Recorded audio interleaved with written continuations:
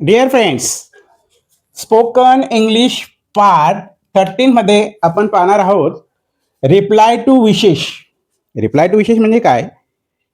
ज्या शुभेच्छा असतात त्याला उत्तर दाखल काय म्हटलं जातं ते बघणार आहोत. For example, marriage, birthday, journey. तुम्हाला तुमच्या मित्राने मॅरेज संबंधित विश केली, हॅपी मॅरेज लाईफ और हॅपी मॅरिड लॉंग लाईफ असं म्हटलं, तर तुम्ही उत्तर दाखल काय म्हणाल? फक्त हसून द्याल का? नाही, तर उत्तर दाखल त्याला म्हणायचे आहे थँक्स किंवा थँक्यू सो मच असं म्हणायचं. काही जण फक्त मान हलवून देतात, चेक इन करून घेतात, दिसं थँक्स म्हणून देतात. तर thank you so much, thank you very much असं त्याला म्हणा. तुमचा बड्डे आहे किंवा तुम्ही प्रवासाला जात आहात, तर मित्राने तुम्हाला शुभेच्छा दिल्या, हॅव अ हॅपी जर्नी असं म्हटलं किंवा हॅपी बर्थडे असं म्हटलं, तर त्याला थँक्स किंवा थँक्यू म्हणा. काही जणांना विशेष माहीत नसतं, हॅपी बर्थडे असं बोलल्यानंतर तो हसून देतो फक्त. काही वेळेस त्याच्या तोंडून हॅपी बर्थडे असं निघून जातं, मग त्याला पण हॅपी बर्थडे सांगतो तो. हे चुकीचे आहे. तर उत्तर दाखल काय म्हणा? थँक्स किंवा थँक्यू सो मच असं म्हणायचं. आलं लक्षात मित्रांनो? Festival plus new year.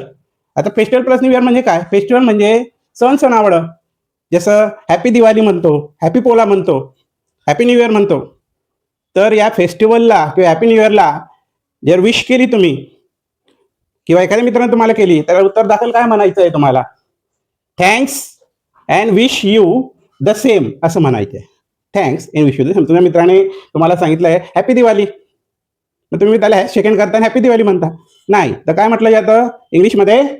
Thanks and wish you the same असं म्हटलं जातं, किंवा सेम टू यू. काय म्हणा? सेम टू यू असं म्हणायचं असतं. आलं लक्षात मित्रांनो?